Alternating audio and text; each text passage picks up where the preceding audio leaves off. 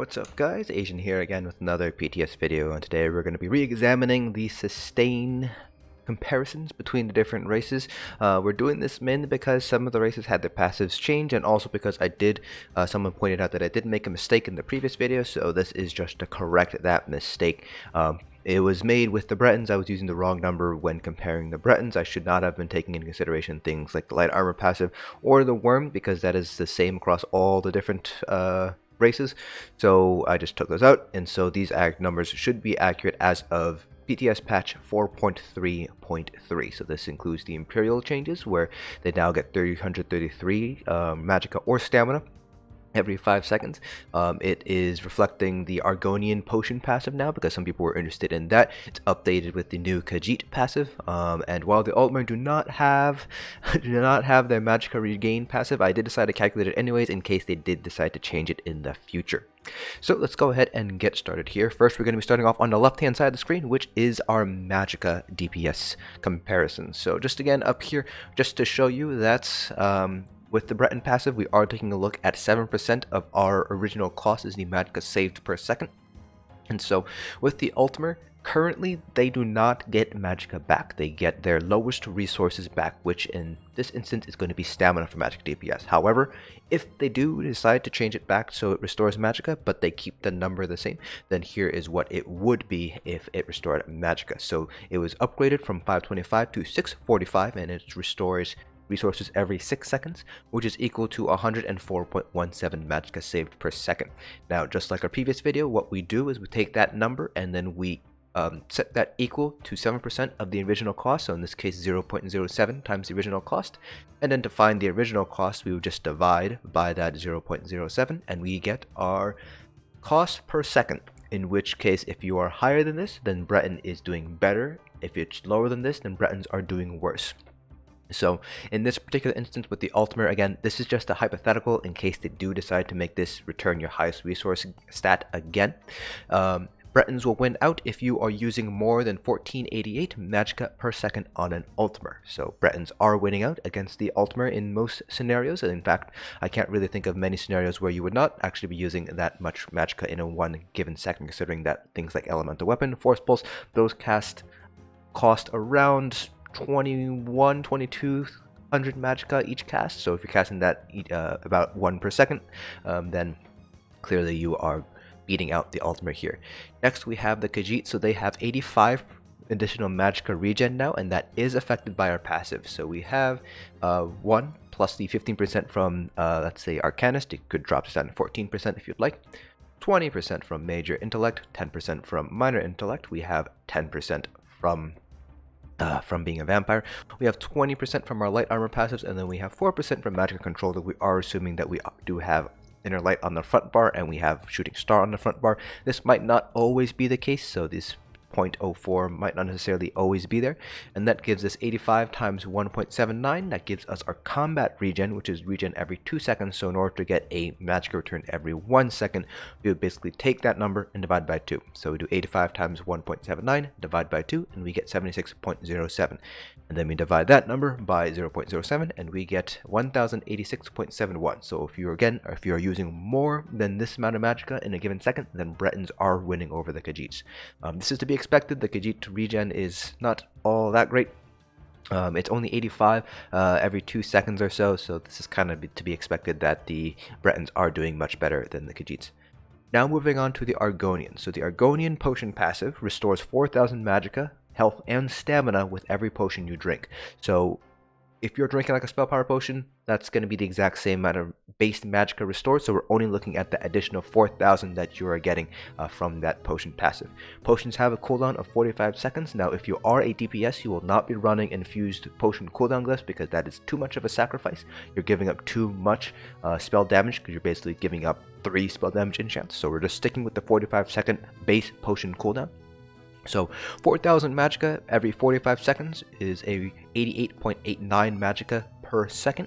Again, set that equal to 7% of our original cost, divide by 0.07, and we get 1269.86. So again, Bretons are going to be winning out compared to the Argonian.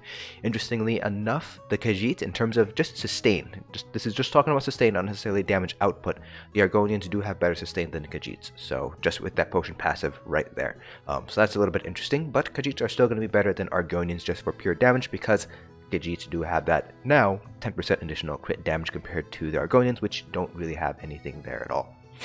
Next, we're going to be taking a look at the Imperials. So Imperials are a little bit interesting because not only do they have a cost reduction built in now, so as of 4.3.3, now they have a 3% reduction on all abilities.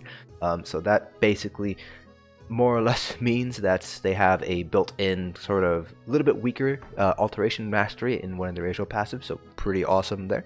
But they also restore 333 Magicka every 5 seconds, so that works out to be 66.6 Magicka saved per second.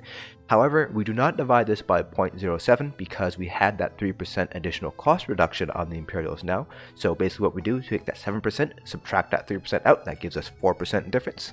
So our original cost is 66, will be, I should say, 66.6 divided by 0.04 now instead of 0.07 to account for the Imperial passive. And that gives us a even 1665 Magicka per second. So in this instance, the Bretons still do win out compared to the Imperials, but interestingly enough, Imperials do have very good sustain now. It's the combination of that 333 Magicka every 5 seconds with that 3% cost reduction. So surprisingly enough, Imperials, their sustain is actually pretty decent. Just looking at the numbers, it seems like it's a little bit better than the Khajiits, better than the Argonians. Of course, the downside is Imperials don't have any other stat bonuses that are beneficial to Magicka DPS. So despite the fact that their sustain is better than Khajiits and Argonians and other Magicka inclined races, the fact that they don't have any max stats that benefit Magicka DPS means that Imperials, unfortunately, will kind of remain the tanking race. More on that on a little bit here. Next, we take a look at the stamina DPS, so Bosmer and the Redguard versus the Imperial. So with the Redguard, we do have to take into consideration their 8% reduction in weapon ability cost. So that's for your typical stamina DPS, that's going to be Rending Slashes, Poison Injection, and Endless Hail. So that's what these 6 lines are for. So we just have our stamina saved. This is assuming that we're casting each of these abilities every 12 seconds. This might vary. This might be 11 seconds. This might be 13 seconds. It might be 14 seconds. But I decided to take it even 12 because that's roughly how often you'll be going on your back bar to reapply Endless Hail. So just a 12-second full rotation here. Redguards are right here. They get 950 additional stamina every 5 seconds, so we just add in our savings from our Redguard passive here, and we get 229.58 stamina saved per second. And then on this line here, we have the Bosmer. So the Wood Elves get 258 base stamina regen. So again, that is affected by passives, very similar to the Khajiits. So we have 20% from Major Endurance, 10% from Minor Endurance, up to 15% from Mooncalf. We have 28% in 7 medium armor if we're running 7 medium armor from our medium armor passive. Then I added in another 10% as a vampire. That gives us a total modifier of 1.83. And again, this is combat regen, so that's every 2 seconds. So we need to divide that by 2, and that gives us 236.07 stamina per second.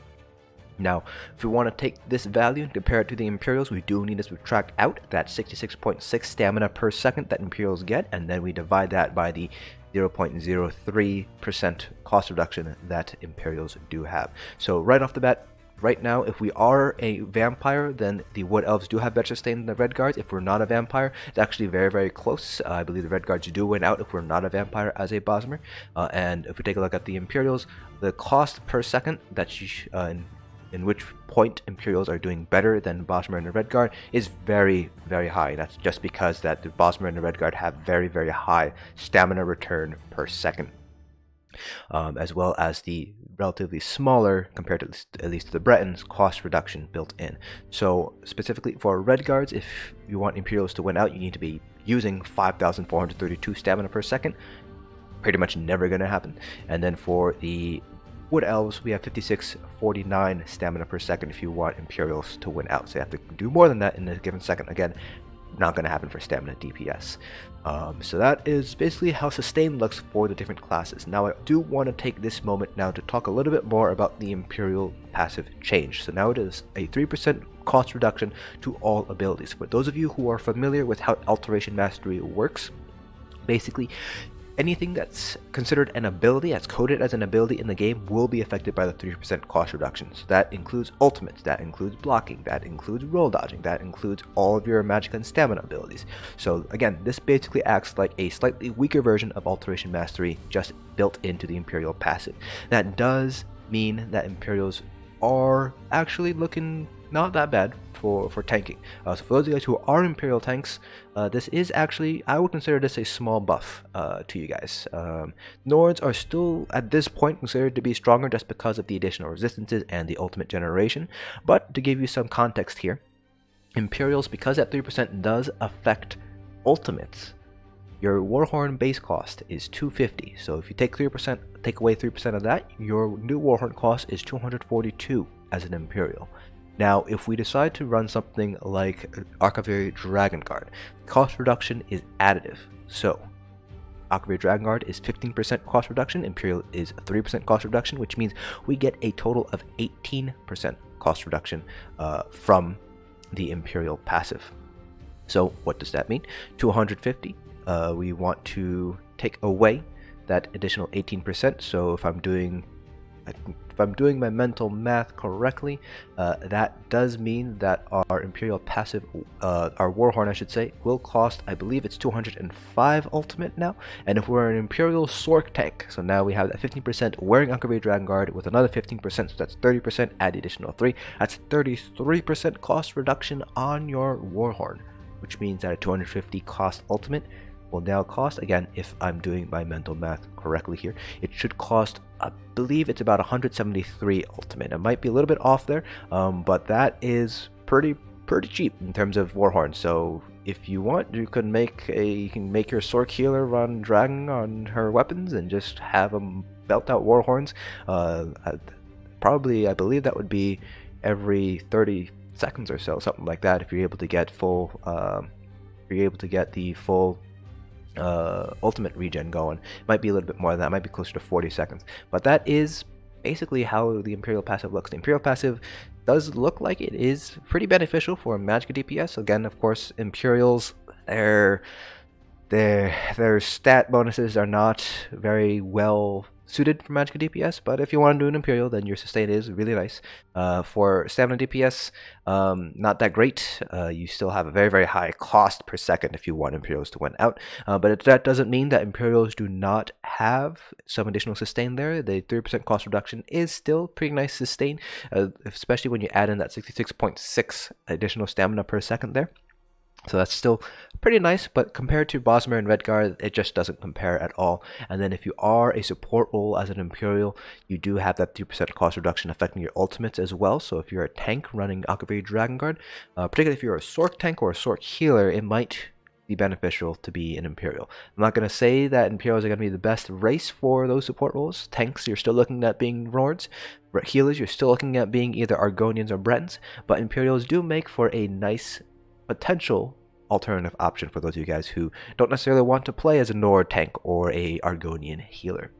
So that is it for this video. I know I covered a little bit here, but this was kind of focusing in on how the Imperial passive, the new Imperial passive in 4.3.3 kind of compares to other racial passives in the sustain department, and also a quick discussion about how they affect the support roles as well. Hope you guys found this video informative. If you guys have any questions, please feel free to leave them down in the comment section below, and I'll see you guys in the next dungeon.